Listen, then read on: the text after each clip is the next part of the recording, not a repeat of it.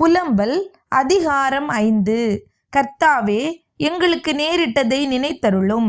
எங்கள் நிந்தையை நோக்கி பாரும். எங்கள் சுதந்திரம் அந்நியர் வசமாகவும் எங்கள் வீடுகள் புற தேசத்தார் வசமாகவும் தாண்டி போயின. திக்கற்றவர்களானோம், தகப்பன் இல்லை. எங்கள் தாய்கள் விதவைகளைப் போல இருக்கிறார்கள். எங்கள் தண்ணீரை பணத்துக்கு வாங்கி குடிக்கிறோம். எங்கள் விறகு விலைக்கிரயமாய் வருகிறது.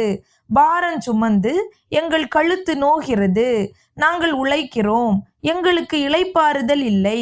அப்பத்தால் திருப்தியாகும்படி எகிப்தியருக்கும் அசீரியருக்கும் எங்களை கையளித்தோம். எங்கள் பிதாக்கள் பாவம் செய்து மாண்டு போனார்கள். நாங்கள் அவர்களுடைய அக்கிரமங்களை சுமக்கிறோம்.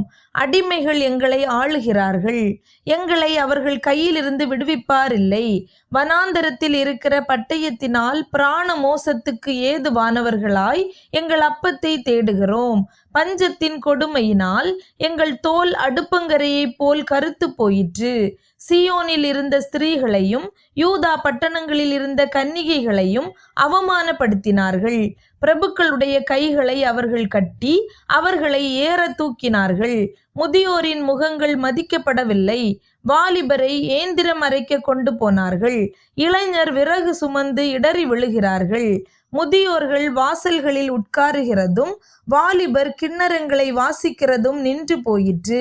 எங்கள் இருதயத்தின் களி கூறுதல் ஒளிந்து போயிற்று. எங்கள் சந்தோஷம் துக்கமாய் மாறிற்று. எங்கள் தலையிலிருந்து கிரீடம் விழுந்தது. ஐயோ, நாங்கள் பாவம் செய்தோமே, அதனால் எங்கள் இருதயம் பலட்சயமாயிற்று. அதனால் எங்கள் கண்கள் இருண்டு போயின. பாழாய் கிடக்கிற சியோன் மலையின் மேல் நரிகள் ஓடி திரிகிறது. கர்த்தாவே, நீர் என்றென்றைக்கும் இருக்கிறீர். உம்முடைய சிங்காசனம் தலைமுறை தலைமுறையாக நிலை நிற்கும். தேவரீர் என்றைக்கும் எங்களை மறந்து நெடுங்காலமாக எங்களை கைவிட்டிருப்பதென்ன? கர்த்தாவே, எங்களை உம்மிடத்தில் திருப்பிக் கொள்ளும், அப்பொழுது திரும்புவோம். பூர்வ காலத்தில் இருந்தது போல எங்கள் நாட்களை புதியவைகளாக்கும். எங்களை முற்றிலும் வெறுத்து விடுவீரோ? எங்கள் பேரில் கடுங்கோபமாயிருக்கிறீரே.